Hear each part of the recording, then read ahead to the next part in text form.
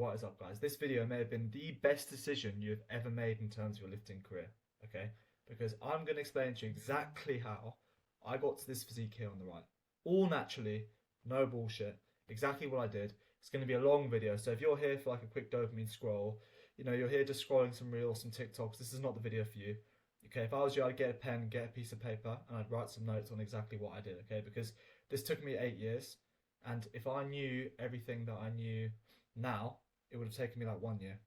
And that's maximum, right? This information is legit because there's, 99% of all the influencers out there spewing rubbish just for the sake of it. They're on gear and it doesn't work and it's all contrasting and you try it out, it doesn't lead you anywhere, it doesn't work, and you're like, what the hell's going on? If I had this video when I first started off, like the process would have been so much more quicker, so much more easier, and actually it would have been sustainable, right? This is exactly what I give to my clients to get them in shape, and it's all for free. I'm just doing it. I wish I had a video like this, and just be happy that there's a video like this out there now. Okay, so you can see in this picture here, this is me 3 to 4 years into lifting. Okay, I was like 15% body fat, had some muscle, and this is when I actually tried to put on as much muscle as possible, and that was what I looked like, right? This is obviously me now, all naturally.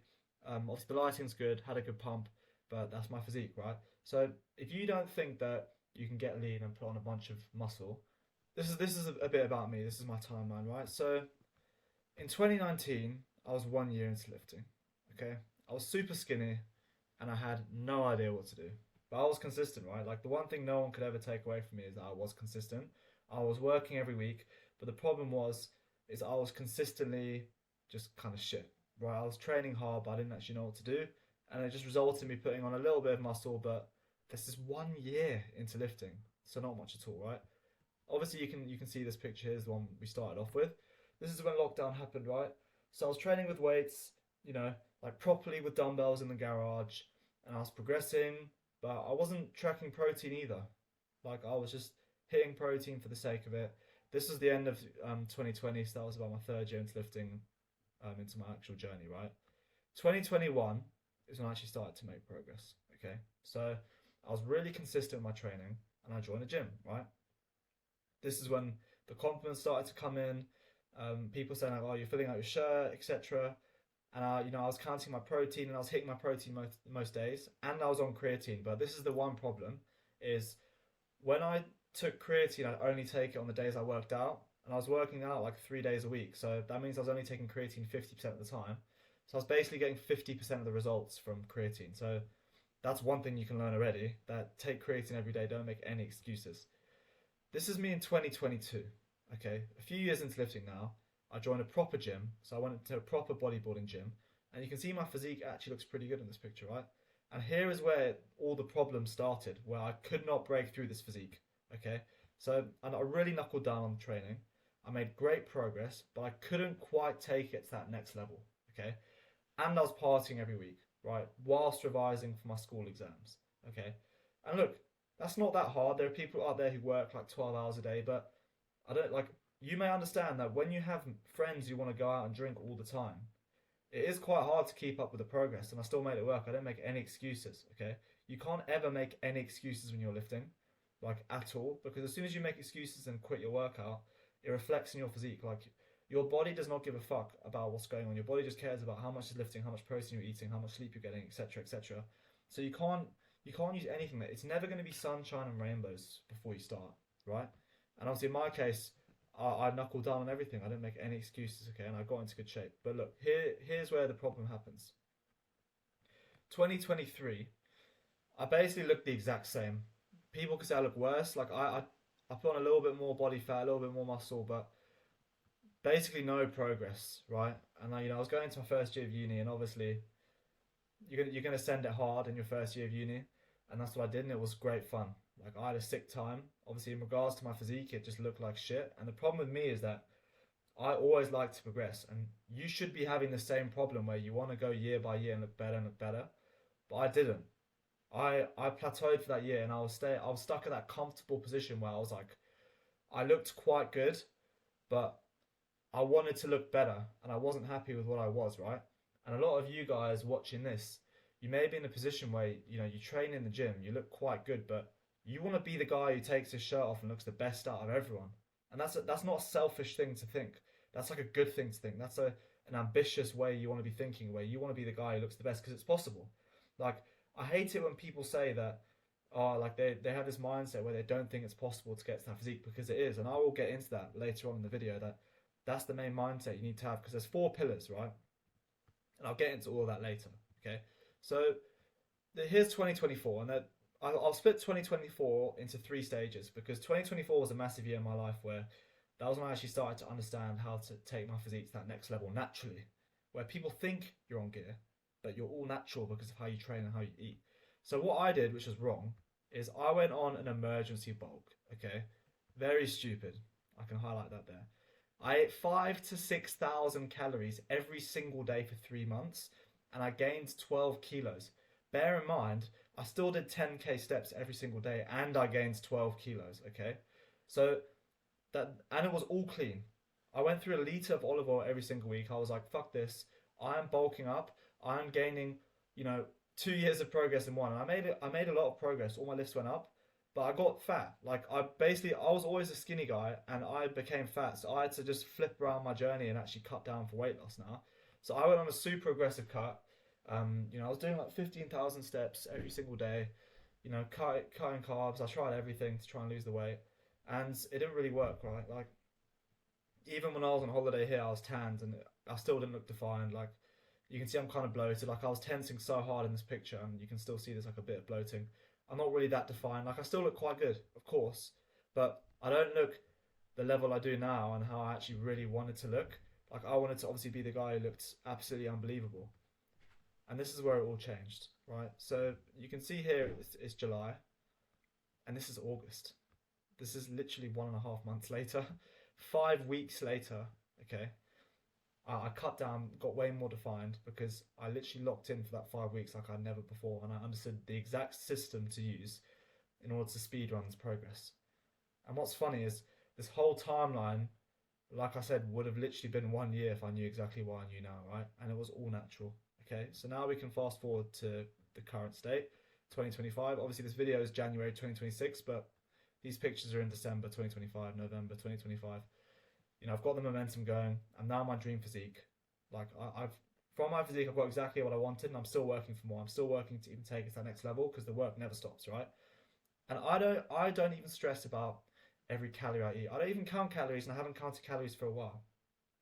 Okay, but you do have to work for that, to get in that position where you don't need to count calories. Like, as I'll get into the video in the end, I do make my clients track their calories, because you need to be tracking your calories for a prolonged period of time to realize what foods you eat cause your weight. And then once you realize what foods fluctuate your weight, then you can cut down on the calories, and then you don't need to be the guy who brings a scale everywhere. Okay, and then you can live freely. But you need to go through that phase where you do actually count your calories for a bit.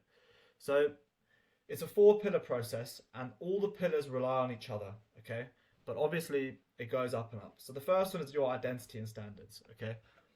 All of the other 3 pillars of diet, training, the exact split, how to progress your training, it all relies on your identity and the standards you set for yourself, okay? If you don't have the right mindset, then everything I say to you will be pointless. Like, you may as well click off the video if you're not willing to stick to this and you haven't got the right mindset, because what is the point in sticking to absolutely anything if you haven't got the right mindset? It's pointless, right? Like, you could get given the exact blueprint to become a professional basketball player, or to become a 100-meter runner like Usain Bolt, and then if you don't stick to it, then you won't get anywhere. And that's for anything in life. Like, if you have any structure and then you don't stick to anything, then you won't amount to anything. So you have to have that mindset where you stick to it, no matter what. Okay. And this isn't about discipline, this isn't about motivation, this is about standards. Standards means that's who you are now. And that's what you stick by every single day, no matter what. Like, your standard is that you drink water. So your standard needs to be what I tell you in this video, where you're hitting your protein, you're training correctly, you're doing all this thing, and that needs to be who you are now, okay? Second one is fuel for performance. This is your diet. These are the foods you eat, and obviously you'll start to realize that some foods are completely unnecessary to gain muscle, and some foods are completely necessary, and you need to be eating them every single day. The second one is execution for muscle growth. Okay, these two, so structure and progression and execution for muscle growth, I would even argue that these could be the most important, right? Because obviously with your identity and standards and your fuel for performance, which is your diet, You need to have those on point. But everyone sort of demeans, training, saying you don't need to train hard. Like you do any workout, your workout really, really matters. And if you have the right workout, it will all compound on each other, and your progress will be so quick that when you see people you haven't seen in like 3 months, they'll be like, they may not even recognize you, and they'll be like, oh, what gear are you on? What peptides are you on? And you've done it all naturally. Okay, so the execution for muscle growth and how you train is super important. You need to have the right training, because there are people who train for even less time than you, and they make double the gains because they know what to do in the gym, right? Because they're probably my clients and they train properly. And then structure and progression. You obviously need to structure your workout to have the correct split, because split does matter. People say split doesn't matter. Split really does matter. Obviously, there's different variations of the same sort of split, and that's fine. But in terms of like your baseline split, like doing PPL, that's outdated. Bro split's outdated. All of those splits, they're not as effective as the one I'm going to go over. Okay, so let's get to the first part. This is the identity and standards. Okay, so belief precedes evidence. The word realistically kills all your results. Let me explain. Okay, so whenever I ask someone about their goals and they're like, yeah, realistically, bro, as soon as they say that, my brain switches off. Because as soon as you say the word realistically, you're basically saying, yeah, this is my limit, and that's what I can get to. And obviously, if you say, yeah, I want to look like Ronnie Coleman, but realistically I want to look like this, then that's fair enough. But if you say, oh, like I want a six pack, but realistically in 6 months I want to get, no, bro, you can get a six pack in like 3 months. Like even if you're like super overweight, if you cut down correctly and train your abs properly, like your abs may be even visible in a couple months, and that's just completely normal. It's just you need to train your abs correctly and obviously be in a deficit and eat the right foods, and they'll pop through, right? Because you can make so much more progress than what you can think if you actually stick to it and you have the right mindset and you hold those standards towards yourself and you stick to it. Okay, like obviously I've repeated that several times about just sticking to whatever you need to do, but I'll emphasize this 100 more times. I'll get it tattooed on my head. You just need to stick to whatever you're doing, and you can't just give up on it when times get hard, right? Like the best way I like to describe it is, imagine there's like a magnetic force. So there's your goal, and then there's something magnetic which is attracting you to your goal. Like you're gonna go to it regardless. Okay, you're gonna get pulled to it. You can't rely on push motivation where you like push is where you just feel like it and you do it, but pull is where there's some constant force always pulling you towards your goal. That's how you need to feel. Okay, where you're all like every single day is a step closer to where you want to be. All right. Then you need to take relentless ownership of what you do. So never think, oh, I can't.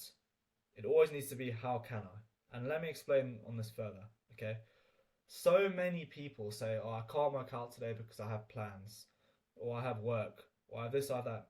Like, hypothetically, and I don't mean to be extreme, if there was like a gun to your whole family's head and they said you had to fit in a workout, you'd wake up at 5 a.m. and get a workout in for like half an hour to an hour, and then you'd go to work after, no problems, right? So there's always going to be a way you can fit a workout in, unless you're literally traveling for like 18 hours on a plane, right? And there are going to be a very, very rare occasion where, yeah, maybe you can, push the workout to tomorrow, like a little bitch. Yeah, you're not a bitch if you generally couldn't do it, right? But if it was tough or if it was hard to fit it in, that's when you know you need to fit it in. Okay, and you might need to do it at an uncomfortable time, and that's the reality. You might have to work out when you don't feel like it. Maybe, you had a wedding on a Saturday, but you had a workout plan on the Sunday, and you're kind of hungover. You still got to do that shit, because I promise you, when you start skipping the workouts when you don't feel like it, then there's going to be big problems, because then you're basically subconsciously reinforcing that giving up mindset where, yeah, I didn't work out today, I had this, and you don't do it, and then you become inconsistent, and then you're working out half the time you're meant to, so you're going to make half the progress you're meant to. Because the thing is, if you do something every single day and you get 1% better, that's going to compound so hard, and you're going to become so much better over the few months. Whereas if you're just the guy who just quits, and then you like one day you're on it, one day you're off it, you restart. Like that's literally how it goes. Like you literally restart and it doesn't compound. So you have to be the guy who just does shit no matter what. Okay.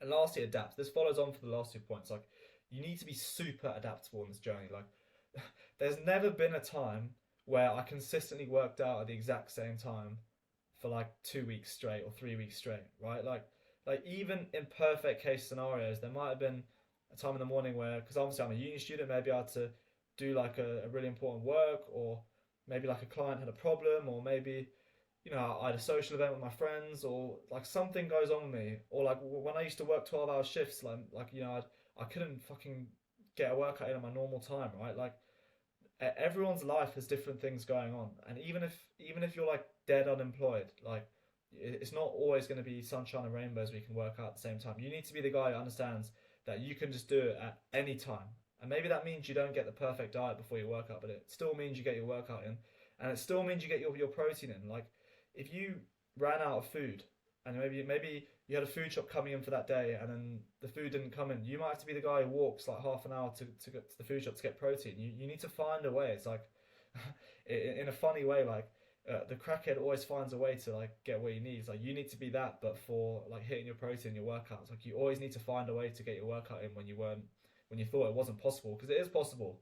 Like if you absolutely had to, like I say, you would be able to get the workout in, right? So it comes down to the event, right? So you got work, you got a social event, last minute plans, feeling ill. If you're in hospital, I'll let you off, okay?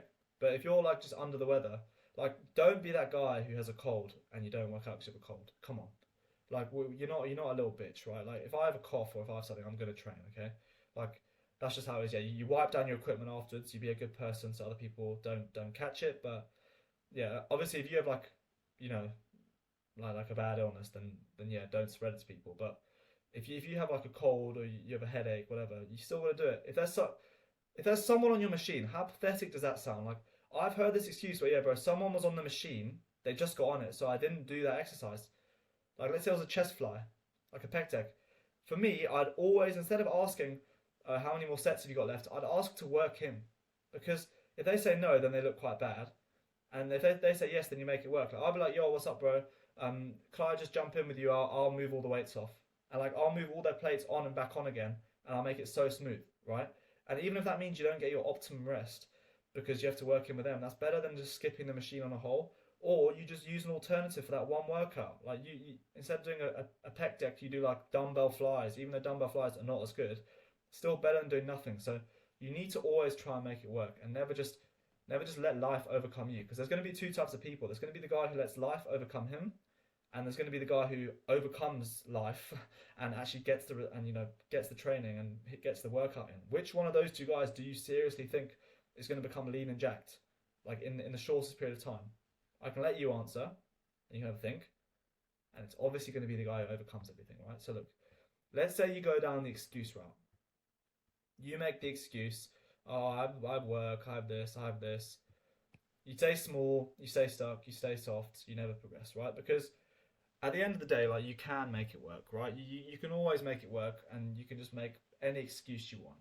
And the longer you start thinking about the excuses, that time could have got put into your training, into your diet, and it makes it seem like life is only about gym. Life is not only about gym. Like the whole point of training is so you can enjoy life more. Because I don't even try and hop on stage. Like people say, I've had coaches come up to me, other coaches, and saying, "Yeah, I want to prepare you for like a bodybuilding show." Maybe they just want to sign me onto their program, but they say like I have potential to be a bodybuilder. That's not what I want to do. I just want to be the guy who looks the best when he goes to the beach, and just fulfill his purpose of just looking really good. Everyone's got a body, and surely you just want to make it look as good as possible, because at the end of the day, people are going to respect you more if you have a good physique, right? No matter what you think when you're coping and you're like, oh, bro, like, no, everyone's equal, no one cares. Like, people do care, and it will benefit you in the workplace. When you're looking lean, you're looking muscular, it shows that you actually care about your body and what you put inside your body, right? Like, in any aspect of life, it will benefit you. Okay, so then now we have the adapt version, the people who adapt. It's as simple as they overcome it and they continue their progress. Adapt, adapt, adapt. You overcome, you continue progress, and you become relentless. I literally have the word relentless tattooed on me. I would show you, but it's on my hip, and the only way you can see it is if I'm literally naked. So yeah, I'm not quite going to get naked for the video. I would do a lot for you guys, but not quite, not quite get naked. All of these put together, and you tick through all of them, you get the mindset of a ripped person. And this is the put in Rourke Gaines terms, right? It's that simple. You have the mindset of a ripped person, so you will become ripped. You need to start doing actions as the version of you who is ripped, and then you will reap the results. And it's that simple, okay? It's literally that simple. You just have to have the mindset, and you have to have the correct standards for yourself before going into this. I've put all of this in a document because it's way easier to explain, okay? and then I can go in more depth, right? So for the diet aspect, this is the second pillar. Okay, you need to fuel yourself and don't feed the cravings. Okay, the whole purpose of a diet is not to eat like a peasant. Okay, that is not what I recommend. So many people, all these coaches online, they'll put their clients on 1,800 calories. All of their lifts will go down. They'll lose muscle, but they'll just post the weight going down. So yeah. My client Tom, he got, well, not Tom, because actually one of my clients called Tom and he's fucking ripped. But my client Jack, he lost 30 pounds, and it's like 10 pounds of that was muscle because he ate like a peasant and he just abided by what you said, right? That's not what you want. You want to be the guy who puts on muscle, so then your metabolism goes up, okay, and then you shred down body fat, and then your weight goes down as well. But you're getting stronger, you're getting more muscular, and you're looking better while losing weight, okay? Because it all snowballs together, okay? And you'll find that my training methods will allow you to put on muscle whilst you're losing weight, but you need to see diet as a method to maximize your training performance, okay? When you eat to train harder, recover better, sleep better, stay focused, you will build more muscle as a result of that, because we're not robots. We don't just eat calories, okay, and then just lose weight, and then like we're just like robots. Like, we need the right foods for our hormones, for how we feel, because if you eat foods which make you feel energized, that energy is going to replicate into all areas of your life and your training. So then you can actually train harder and put on more muscle, right? It's all about just fueling yourself so you can perform in the gym. I view diet as, how is this diet going to make me lift more weight, okay, whilst not being a fat piece of shit? And that is how you need to look at it. So we can get into why the poor food choices fail, okay? Like, all the shitty foods, they provide no performance boost. They don't help your recovery, and like there's no real long-term sort of upside of eating like shit. It's all just short-term, right? Especially the junk food. Like, they taste good temporarily, but then they just make you train worse because you feel sluggish, you have brain fog, your sleep is poor, and if your sleep is negatively affected and you're not getting good sleep, you're not going to be able to train properly, okay? And then that's just going to further compound on your training and make it bad, okay? So, like, your results are dictated by what you do 95% of the time, okay? If you do the occasional, like, social event where you go out and you eat whatever you want, that's not going to do anything in the long term to your training. So don't take this as like you have to always eat the perfect diet, because you don't. The perfect diet is a diet where you can eat 95% of the time and then enjoy the good foods. Because like, when I go out with my friends for their birthday, you might like, it's on my Instagram stories if you check that out. I'll eat pizzas, I'll eat whatever, and I'll enjoy the moment because I've deserved it and I've eaten well the past like month, right? So you eat well so you can enjoy it. Don't be the guy who eats junk food on a Tuesday evening by himself because he feels like it, or he feels like he deserves it, because you don't. I promise you, you do not deserve it. Like, the world owes you nothing. You don't, like, if you give in to that Domino's notification on your phone, firstly, you need to unsubscribe, and secondly, like, you're just a pussy and you don't want it badly enough. Like, if you eat Domino's, it should be like, let's say you're with your family on a special occasion, and maybe you've had a big lunch with your family, and then everyone orders Domino's because like the event's gone on longer, right? And then you enjoy it, and then you double down on enjoying it, and you don't hold back. You fucking send it, and then because you're going to get back to it the next day, right? So the pillars I go off are eggs and red meat. Look, non-negotiable. Like, you have to be eating eggs and red meat daily. Okay, whether it's 4 eggs, whether it's 10 eggs like me. I wouldn't obviously start with 10 because it's quite extreme. Like, I've been doing this for a while, but at least 4 eggs daily. Okay, and then you have red meat. They are the whole like foundation of the diet. Okay, they're the most bioavailable protein and nutrient-dense foods. When you eat eggs and red meat, it will completely change your life, I promise you. So just, you need to try it and eat the fats, eat the yolks, okay? You need all those that energy boost, all those vitamins from it. Like, don't just eat the egg whites and the lean red meat, right? You can have some like lean red meat, that's fine, but you want to be eating the fatty stuff as well. Like, the fats are super important, okay? Second pillar, carbs. Don't be scared of carbohydrates. Carbohydrates are super important for training performance. I have tried carnivore, and I have respect for the guys who go carnivore because I don't think it's a terrible way of eating, but it's not the best way for sure. Like, you need carbs to optimize your performance for your fuel. Like, I found when I eat in carbs, my training performance is so much better. Like, I always get a way better pump, my lifts go up, and I just feel better. Okay, so you should definitely be implementing carbs within your food. Rice, potatoes, and sweet potatoes are the best carbs. There's only 3 of them. I'm not saying you need to stay away from like, pasta or sourdough or whatever. You can have that on occasion, but you should be sticking to rice, potatoes, and sweet potatoes. And by rice, I mean white rice. Brown rice is just a worse version. Okay, there's stuff like defense chemicals in brown rice, which aren't doesn't make it as good. But at the end of the day, like if you're having some form of rice and then potatoes and sweet potatoes, you'll be in a good position as your carbs. Okay, and it's as simple as that. Like that's what you need to be implementing. And when you have carbs, you need to have them before training. So even if it's at 5 a.m. in the morning, have some rice with it. Who said you're not allowed to eat rice at 5 a.m.? Like if you live by the norms, you will look at the norms. I am the guy who eats rice at 6 a.m. before I train or at half 4 in the morning. I don't give a shit because I want to look good. Okay, so you put the rice in, you put the fruits before you train, and then you will reap the results, right? Like you want to have some form of long-lasting carb before you train. You'll find it will hugely benefit your session, right? Like rice is just the go. Rice is my favorite because it's like one of those slow releasing carbs, but it does release into your bloodstream quickly. So when you have a pre-workout, you will notice instantly when your lifts go up. Okay, and then lastly, the supporting animal foods. I kind of view these foods as like a protein powder, right? So people have protein powder to fill out their protein goal. I have these foods to fill out my protein goal from my foundation, right? So you have the foundation of eggs and red meat, and then you have the supporting animal foods to support your protein goal. So chicken and fish like tuna. Tuna, people say mercury and all that bad stuff, but there's good nutrients in tuna. It's so lean. It's just basically pure protein, okay? And it's so easy to eat. You have 2 cans of that and it's 50 grams of protein. Like if you say it tastes bad, I used to hate tuna, but then when I understood how well how well it helps me towards my goals, I started to like tuna. And you can put like cheese with it. You can put like cottage cheese with it. Well, I said like cheese, like cheddar cheese or cottage cheese or just anything. Like even if you just have it straight out the can, like that sort of thing is not even that bad, right? Like that fishy taste is actually quite nice and it will grow on you for sure. Chicken, everyone likes chicken. It's just one of the best. And then dairy, right? You have all these animal foods to help you support you towards your protein goal. That is the diet. Eggs, red meat, carbs, okay? And then you have your supporting animal foods to hit your protein goal. And the supporting animal foods are typically the leaner sources of protein. Like dairy obviously isn't lean. Don't be the guy who eats a whole block of halloumi every single day to try and hit your protein goal. That's like 750 calories. That's just a waste of your time, okay? So you have the fatty meats and eggs, the lean proteins like chicken, tuna, and then a bit of cheese as well if you want to have that. And then you're good to go. You put carbs with that, and then that is literally your energy sources.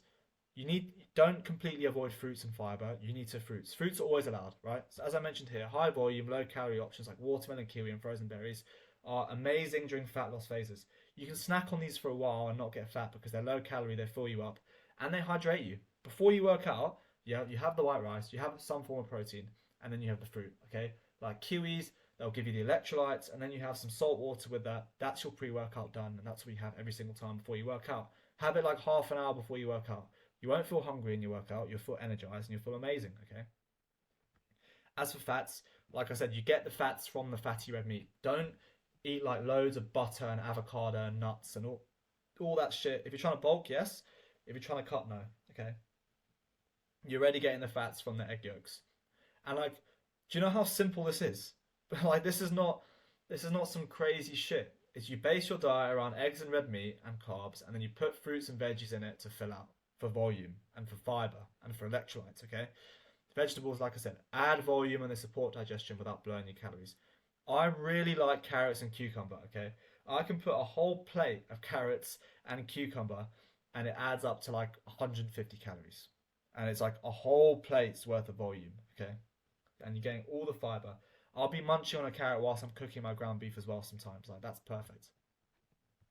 Next, you need to daily you need to weigh yourself. Every single day, no excuse, right? Because when you weigh yourself every day, you are actively holding yourself accountable on what you eat and how it dictates your weight. And then this means that you can be the guy who doesn't need to track his calories because you know what foods affect your weight. So then you don't need to track all your calories because you're like, okay, when I ate loads of chicken thigh with the fat instead of chicken breast, my weight went up. So now I'm going to eat chicken breast. And then when you have that consistent diet and then your weight is consistently going down, you don't need to track your calories because you're tracking your weight. But no matter what, you never give up on weighing yourself. You have to always weigh yourself because the moment you don't, it's like it's like you're turning a blind eye. It's like you're blind and you're not looking at your goals. It's like you're trying to drive to a destination, you haven't got the map. Like the scale is your map, you're watching it, but you don't obsess because your weight can stay the same, but you can look better day by day. Like, right, you can lose fat, gain muscle, you can hop on creatine, and then it draws water into your muscles and your weight goes up, but you look more shredded even though your weight's gone up. So that's why you track your weight, but you don't get attached to it. Like, you don't be the guy who's like, fuck, my weight's gone up, and you just eat 1,500 calories and you become obsessed. Like, because just because your weight's going down on the opposite end, that doesn't mean you're making progress. It could just mean you're just getting frail and skinny and losing muscle, and you're not even losing that much fat, right? So you need to track, your weight and your lifts. Okay, so because if your lifts are going up, and I'll mention this in the lifting section, tracking your lifts is the most important thing ever. Because the most important thing about my whole program and everything I stand for is that your lifts go up and you have progressive overload. Because if you don't have obviously progressive overload, which I'll touch on this later, then everything's fucked and you're going to lose muscle, because progressive overload is the most important thing ever. Like, yeah, the guys who say you don't need to progressive overload and like you lift light weights and all that shit, they're just stupid. They don't know anything about lifting, honestly. Okay, and look, pre-workout, as I mentioned, water, sea salt, a fruit to improve pump, and then that'll get your strength up, your focus up, and your hydration up. They all tie in together. As a natural lifter, you need to stack all the odds in your favor. Okay, like, you don't just not do something even though it will benefit you. You need to do every single 1% to try and benefit you, and they will all compound and it will all benefit you. Like, if you do everything possible to try and make your workout as good as possible, like, then you'll reap the results. Like, I make sure that I have done everything perfect before my workout. I've got the right sleep, okay? I've had my water, I've had my salt, I've had my fruit, I've had a bit of protein so I'm not hungry, and I've had carbs like rice, like a slow release carb like rice or potato, and then I'm ready to go. You wait half an hour, you wait an hour for a little bit of it to digest. You don't need to wait 3 hours for everything to digest. Just like an hour, and then you'll be good to go for your workout, okay?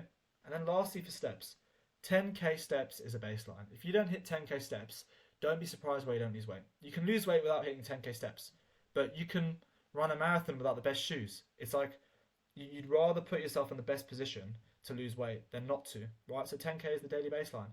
When I'm on a serious cut, I do 15,000 steps, and that's the person I've been. I've been extreme, right? Because when I find I do 15k steps, I can eat a bit more food and I can train a bit more harder, without sort of compromising the sort of diet stuff, right? So 15k is like the best, but 10,000 is a baseline. The whole long-term strategy for all of this is that you get heavier lifts, you get more muscle, and you have more metabolic demand, so fat loss is easier, right? So when your metabolism's higher, you can lose weight easier. So that's why when you eat to benefit your training, you're not starving yourself. You're building strength and muscle, and then fat loss becomes way easier. When you have the muscle, like, do you see those ripped guys who eat like 4.5k calories? Obviously, some of them are on gear, but some of them are natural, and it's purely because they have so much muscle that they burn calories of just being alive.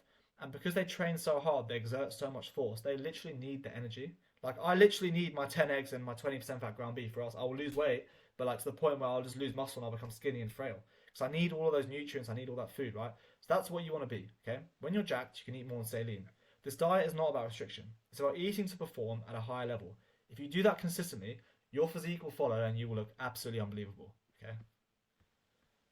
Now we'll get into the training. And this is where you really need to pay attention, okay? Because this is how to actually train. This is how I train. Training for muscle growth is not about getting a quick pump, okay? It's not about showing up and moving the weight. It's about actually systemizing your progression, so it's in a clear system, and every workout, gives your body a reason to adapt. Or you're basically just saying, I don't need to change. If you go to a workout and you did not progress a single lift because you were too lazy, then you will never look the way you want to look, ever. You don't just work out and have a little laugh and train till like loads of reps in reserves. The most important rep range is 5 reps before failure. If you don't get into that 5 reps before failure, you will never grow, because those last 5 reps are the most important reps. They're the ones which produce the most muscle when the weight slows down, right? So that's where you need to be getting. The purpose of every single workout is to outperform the previous one, okay? This means achieving one of the following. Okay, so you got more weight than last time, where you go from a 40 kilo dumbbell press for 5 reps to a 42 kilo dumbbell press for 5 reps. Even if you go from a 40 kg dumbbell press for 5 to a 42 kg dumbbell press for 4, that's still progression because you've got more weight, right? And then you aim for 5 on the next week of the 42s, and then that's great progressive overload, right? Or you get more reps, simple. You go from 7 reps to 8 reps, or you get better control at the same load, okay? Like you can plateau on a lift where you get the same reps as last time. But if the reps were way more controlled, like maybe last week they were a bit shaky and they were a bit quick, but the next week they were a lot more controlled and you felt more comfortable with it and you were slow on the eccentric, that's still progression because your muscle's still working harder, right? So it's not always about just getting more weight and more reps. That's what you want to be aiming for. But sometimes if the weight just felt a lot better, like that's still progressive overload. That means you're still adapting to it, right? So in terms of executing the workout, every set needs to be intentional. Okay, I'll use the map analogy again. Do not go into a set not knowing on the weight you did last time and the weight you want to aim for, because then that's like you don't know where you're going. You need to know exactly the weight, the reps you did in the last workout, so you can go in there with the intention of beating it. You need to train with intent, all right? Like you need to know the weight you moved last session, how many reps, and the target to beat. When you know those three, you're in a very, very good position and you're forcing progressive overload because you know exactly what you've done. Okay? Then you train till failure. Muscle growth obviously occurs at failure. Most people stop because it gets uncomfortable. They train till mild discomfort. Like, where do you think training till mild discomfort is going to get you? Where do you think you remaining comfortable has got you? Right? Like, would you agree that 100% of your past thoughts and actions are responsible for where you are today? So you do, right? So is it a good idea to hold on to that way of thinking where you want to be comfortable? You're going to have to train till you're uncomfortable, not where your muscle feels like uncomfortable, it's going to get injured, but where it feels uncomfortable, where you know you're training hard and there's going to be growth, right? Like your reps should be slowing down towards the end of your set. So let's say you keep form the same, and the first rep's like boom on your dumbbell bench, and then your seventh rep is like, oh, you're going slow, you just get it up. You're doing something right. Okay, well, when your muscles slow down, that's when you know you're putting on muscle because it's getting harder and you're getting near failure, all right? You need to apply equal intensity to all exercises, okay? Isolation movements deserve the same effort as your compounds, all right? Your muscles don't distinguish between the exercise types. They just respond to mechanical tension and progressive overload. What I mean by that statement is that when you're doing a bicep curl or a tricep extension, you need to go in with the same enthusiasm as you did on that bench press at the start of your workout, because everyone's excited for the bench press or the dumbbell bench or the machine press or the big back row, right? Like, pause. But like the big upper back row, everyone's excited for it. Everyone's like gassed and hyped and like ready for it and ready to ascend it 'cause it's a big lift. It looks cool. You need to bring that same energy into your bicep curls. You need to try and train as hard as possible on your bicep curls with good form and with tricep extension, because if you're the guy who takes every single exercise seriously, even the ones at the end of your workout, like your physique will change so much. One of the sole reasons for why I plateaued is because the exercises at the end of my workout, I literally just rushed through them. Like, did no warm ups, just rushed through it, and I got home. I'd be high on the pre workout. I'm actually like it's like some like substance, or no, just like some high on the caffeine. I'd be ready to send it, ready for the workout at the start, and then 1 hour in, I'd be like, oh, let's just get this done. No, 1 hour in, the workout's just getting started.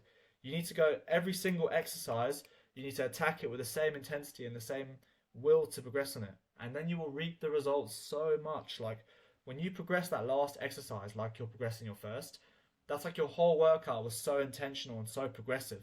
And you do that week by week by week, your physique will look so unbelievably different. Because if you think about it, if you're only taking half your workout seriously, you're only making half the potential gains you can make. Do not be that guy who just does drop sets and supersets at the end of his workout to try and squeeze it all in. No. You need to be the guy who still takes 3 minutes rest in between that last set of bicep curls. I promise you, that is the way to look like someone who's not normal, right? Before every single exercise, even the last exercise in the whole workout, I use the 50%, 80% rule, okay? This means, so you get your target weight for what exercise you do, because obviously before you go into the exercise, you need to know what weight you're going for. If it's your first time, then don't worry. That whole workout is a trial phase just to see how much weight you can do. But once you know how much weight you're going to do, you get the target weight. So for example, if it's 30 kgs, you'll do your first warm-up set of 50% of that target weight for 8 reps. So if you go back to the 30 kg example, that means you're going to do 15 kgs for 8 reps. Okay, so you do the 15 for 8. Normal form, as you were doing it right, as you're doing your working set, you do the 15 kilos for 8 reps. Then you take a little breather. You don't need to even time it, just take a little breather. Then you do your second warm-up, which is 80% of the working weight for 2 reps. So in the 30 kilo example, that's 24 kgs for 2 reps. Just trust me, the amount of people who've said, "Oh, bro, I can't be asked," or "that's long," or "that seems pointless," they are the same guys who they implement what I said and they're like, "I completely understand you now." Because if you implement this 50%, 80% rule, okay, you will notice that your lifts feel so much lighter. You have so much less chance of getting injured. I will touch wood. I've not got injured in my 8 years of training, right? But you will notice that your top set feels so much better, and you will probably get a lot more reps for the same weight you've done. Like you will progress quicker than you've ever progressed in your whole life. I've not met one person who's implemented this warm-up strategy and has not benefited from it. So just trust me and do it, and then get back to me after 3 months of doing this warm-up protocol. Okay. After you've done the 50%, 80% for 8 and 2 reps, you rest 3 minutes. Yep, you wait 3 minutes because you've done the warm-ups. All right. The 80% for 2 reps will not put you within that 5 reps till failure. Okay, you'll be far from failure. You've done 80% for 2 reps. So you're warm, but you're not near failure. And then you rest 3 minutes so your body is super rested and ready to go. And then you do your working sets. So you do your first working set, and then you rest 3 minutes again, and then you do your second working set. And then you'll find that doing 3 or 4 sets is absolutely pointless. Like there's absolutely no need, right? And it's just a complete waste of time. So this is what it will look like. So you do 50% of your warm-up for 8 reps, 80% of the warm-up for 2 reps. You rest 3 minutes, you do your first working set, and you rest 3 minutes, and you do a second working set. Short rest times creates fatigue. You don't train closer till failure by just spamming out the drop sets. It's just a shitter second set. Like drop sets is the worst second set, and that's the reality of the situation. Like if you did one set of 20 kg bicep curls and then right after is a set of 10 kgs, both for 8 reps, but then there's the other guy who does 20 kgs for 8 and then he rests 3 minutes and does 20 kgs for 6. He's done 20 kilos in his second set in comparison to the first guy who did 10 kilos. Long term, you stimulate that 100 times. The guy who does 20 kgs in the second set is going to have way bigger biceps because his second set is double the weight of the guy on the first one, right? Oh, but bro, it's 3 minutes. But bro, it's long. And oh, but bro, that's the sacrifice you need to make. If you don't sacrifice for your goal will become your sacrifice. It's as simple as that. Okay. As I've gone over, do not chase sensations or a pump. Focus on a stable setup, controlling your movement, consistent reps, and progressive overload over time. Okay, muscles contract to move load regardless of whether you feel them working. Okay, if your bicep has gone from extended to this, and this bone here has stayed in the same position, regardless of whether you feel it or not, your biceps doing the movement. A lot of people can feel their biceps. Maybe with back, it's a better example. Like on like a lat pull down, you don't really feel your back, but if you go all the way up and then you squeeze and you go all the way back up and you do that, even if you feel it or not, your back's still doing the movement and your back's still contracting. Your muscles do not have a brain and think, oh, I don't feel it, I didn't do the movement. No, your muscles just pull the bone across the joint. And if you are pulling the bone across the joint, which is in the case of your bone here and you're working your back, then you will make the gains. So record yourself and watch over yourself. And if you're doing the form perfectly, there's nothing to worry about. Like when I do overhead triceps, I barely ever felt it. Maybe like right as I get till failure, I maybe feel it a little bit, but I barely felt it. And my triceps are a strong point because I don't focus on how I feel. I focus on my execution and doing the form right and progressive overload, and then you get massive triceps. So it's not all about how you feel. You want to feel some exercises for sure, but you don't need to feel all of them, right? You don't need to chase the feelings, because when you chase the feelings, you're just giving into your brain again. It's like you're going the comfortable route, you're going the easy route. No, you need to chase execution and progressive overload and focus on doing the perfect form and upping the weight. Okay, because like I said, it's basic science. Search up the all or nothing rule with your muscles. Your muscles have to contract 100% or nothing. You don't do this half-assed contraction. Like if you're training till failure and you do perfect form, your muscle had to do the work if you executed it right. It had to. Like my tricep had to do the work when I extended, no matter what. Regardless of whether I felt it or not, my tricep was doing the work. Okay, so that's what you need to focus on. And the bottom line for all of this, come back each session, beat your previous performance, and when it's executed consistently, progress becomes inevitable, not something you hope for. Because when you go into your sessions hoping for a pump, you're hoping for your progress, and you're putting it in the hands of just hope. Do you want to be hope and hope for it, or do you want it to be inevitable where you know it's going to happen? The guys who get inevitable progress are the guys who actually they're focused on their execution and upping the weight. Okay. Now we're getting into training split.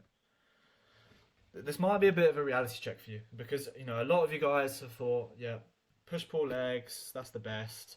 That's the only way it is. Like it has to be PPL or nothing, right? Or you're fucked. No.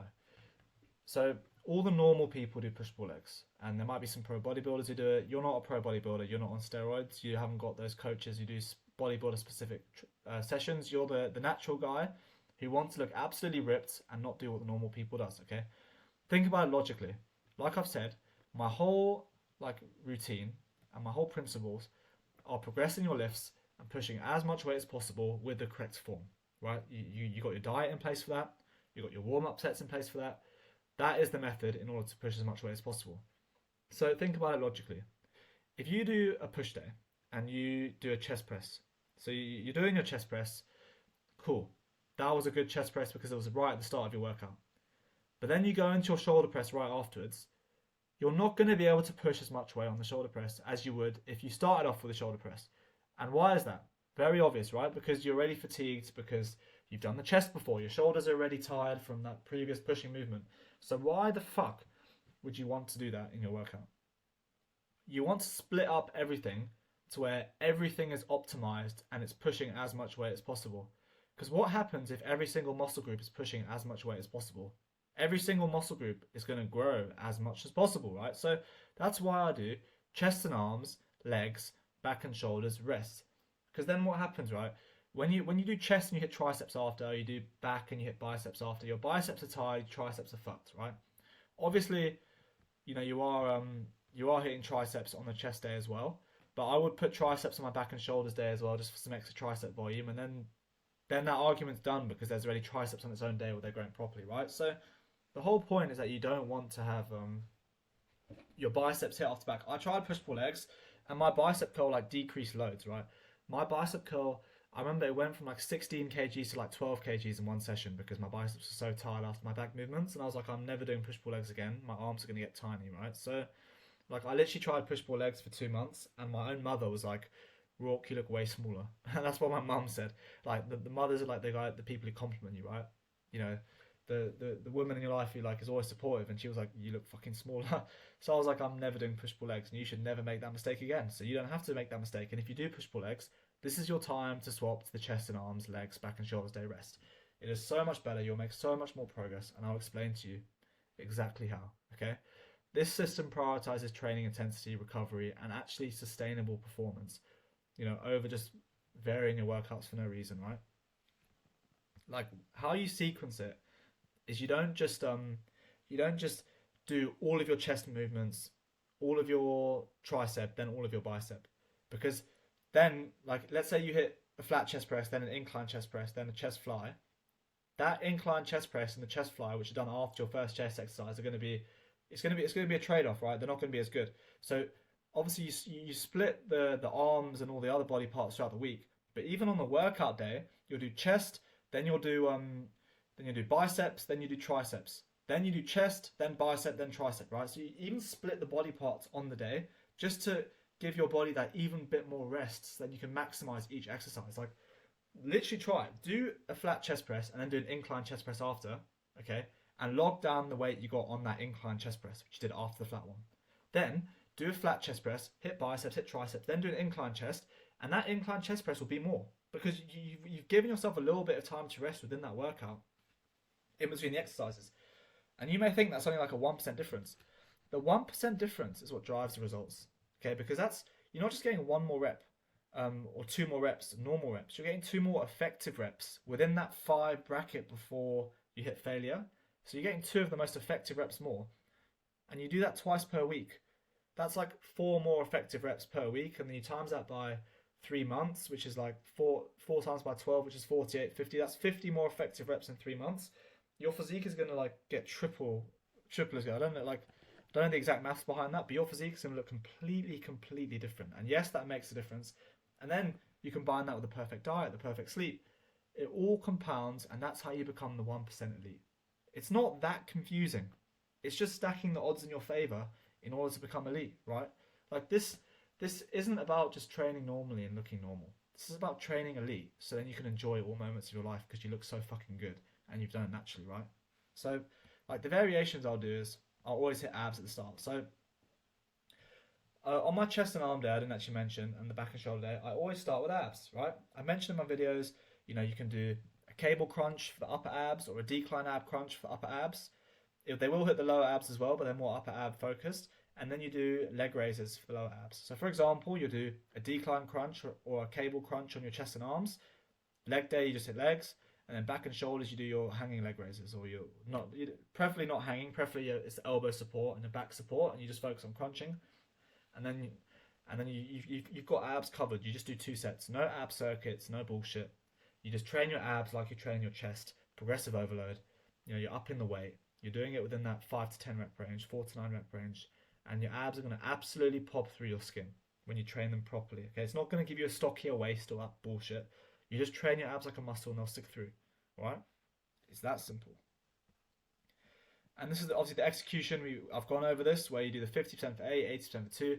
Because like people say it only looks like 2 sets, right? Like, oh yeah, bro, it only looks like you're doing 2 sets and that's not enough volume. No, because you got your strategic warm-up sets and you're resting 3 minutes, right? So it's like a long process. This might take like 15 minutes or 10 minutes, all right, just for 2 sets. Whereas like if you just did 2 sets, 2 drop sets, that'll take like 2 minutes, but you're getting like 10% of the gains, or maybe not 10%, but you're getting like 70% of the gains. And do you want to be 70% of where you want to be, or do you want to be 100% of where you want to be? Because we're natural, right? So like the advanced warm-up protocol is only ever used when you're an advanced lifter for a big compound lift. This is not for a bicep curl. Not even I do this for my bicep curl because it's not even worth it at that point, right? Here's a 3-step example. Let's say you're doing 50 kg dumbbells, right? So you do 20 for 8, 30 for 4. You rest 2 minutes because that might build a teeny bit of fatigue, and then rest 2 minutes, and then 40 for 2. Then you rest 3 minutes, and then you go into your working set, okay? Because when you're doing the big boy weights, like the 50 kg dumbbells, maybe doing the 50-80% rule isn't quite enough because it's quite a lot of weight, it's quite a lot of cognition you need to focus on, and you need to prepare yourself more in order to really prevent injury and maximize your performance. So for the heavier dumbbell presses, when you get to that elite section, like some of my clients, when they were doing 30 kilo dumbbells, they did the 50-80 rule, but then once they started to get to that 40 to 50 kilo dumbbell range, I gave them the 3-step example, all right? And that will benefit your lifts even more. You'll get even more reps on the 50 kg dumbbells when you actually warm up correctly, right? People say they always get these injuries and shit. Touch wood. I can't relate because I warm up properly, right? And my lifts go up. Like I think currently I'm about 78 kilos. Well, I know I'm 78. And my lifts are, I could do 50 kilo dumbbells easily. I'm doing 180 on the shoulder press. I'm doing all these heavy weights. And like when I wear a hoodie, like I look teeny, right? And people are like, what the fuck's this guy doing? Like, how's he doing that? And it's like, because I warm up properly and I've been lifting for a while and I know exactly what to do, right? That's what you want to be, okay? You want to be pushing weight where people are like, what the hell? And then your physique will reflect that when you take your shirt off and there's like a cut 8-pack and all the defined muscles, right? Like you don't just get the good physique by just going in the gym and not having structure, not having this sort of in-depth plan, right? And this is what I'll give to my clients, as I said. For the guys who maybe have bad joints or you're worried about getting injured, there is a 4-step example where let's say you're doing 50 kg dumbbells, you do just to test the waters, you do 10 to 12. That's just to get the blood flowing. First one, just get mentally ready. Then you go to 50% for 8. And then this will be about 60 to 65% for a set of 4. You rest 2 minutes as per. And then you always go to the 80 for 2. 80% for 2 is the best last warm-up set to do before your working set. Because you're nowhere near failure, but then you're nowhere near comfort either. You're just perfectly preparing yourself where that next step into your working set, which is 100%, just feels very smooth, okay? Like when you do that 40 for 2, and you rest 3 minutes, you are ready to go for the 50 kgs. I know that the 50 is going to feel good after I've done 40 for 2, right? And you've rested the 3 minutes. The indicators, right? So, like, how to tell if you're training correctly? Because, like, if you showed me your workouts and I looked at all your lifts, I'd be able to tell how long you're resting, how hard you're training, how good your warm-ups were, purely based on your lifts, right? So your second set should have 1 to 2 fewer reps than the first. Provided both were till failure, they shouldn't be the same reps. Because if you got your first set with the same reps as the second set, then you have not trained as hard as possible on that first set. Because there is going to be some level of fatigue going into your second set. Even if you rest for 3 minutes, you're still probably going to lose 1 or 2 reps. There might be that odd case where you get 8 really comfortable reps and you try for the 9th and you get halfway. And then in your second set, you scrape 8 reps, right? So you technically, when you log it down, you got 8 for both, but it wasn't quite 8. That's fine. But typically, your second set should have 1 or 2 less reps. If you did both till failure and you rested 3 minutes, you know you're doing something right. Okay, like I said, the identical reps, they just show you had insufficient intensity on the first set. You didn't go as hard as you think you did, right? And as simple as that. Large drop-offs either mean, so let's say you did 9 reps on your first set with 50 kgs, and then you did 5 reps on your second set. That means that you either didn't rest long enough before your second set, or on your first set you did shit form, and then your second set you did good form, and then that's why you got 9 on your first and 5 on your second, right? So the whole purpose is that your top set has like 1 or 2 more reps than your second set. Sometimes it might be 3. Like let's say you got 8 reps on your first set and then 5 on your second. That's like a little bit outside the normal, but it's still on the normal range where it's like fair enough. And that's like okay. But as soon as you start getting 4 or more or less reps on your second set, you need to reevaluate your warm-ups, your rest periods, and your form on the first set. And maybe it's worth you filming it, right? And that will make a big difference. So that is it in terms of the advanced warm-up protocol. Okay, how will I tell you exactly how to get in the best shape of your life for free? Okay, because it's not all about building that physique. Because information is not the issue. Like it has to be a lifelong change. There's no excuse to not get jacked after watching this video.